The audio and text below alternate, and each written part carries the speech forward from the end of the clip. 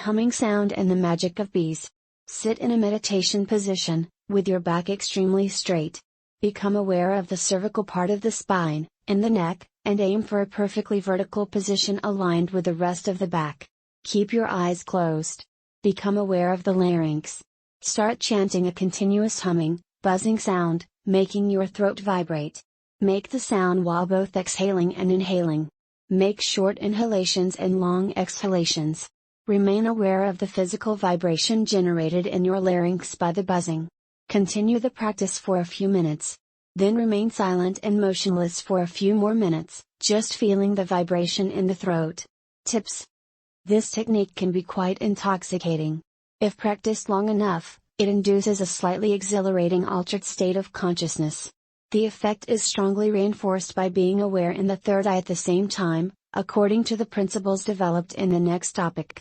One way of practicing this exercise is to make your humming sound resemble the buzzing of a bee. Then the practice becomes the Brahmarine technique of Hatha Yoga. If this proves difficult, don't worry.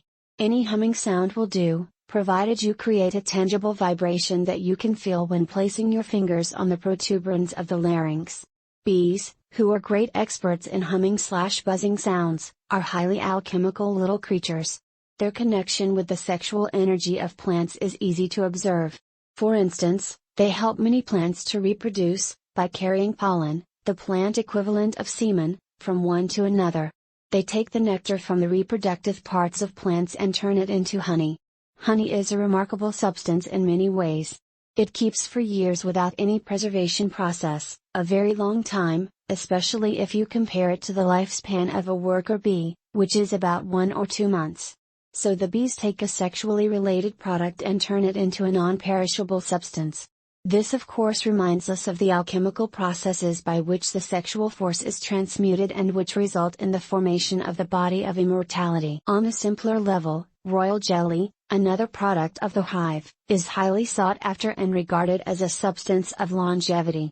Honey, interestingly enough, has always been considered an excellent remedy for the throat, and bees a symbol of eloquence. In Hebrew, one of the words for voice is dibur, coming from the root daber that gives the verb ldabr, to speak. And bee is devora, coming from the same root. The name Deborah comes from the Hebrew devorah, bee.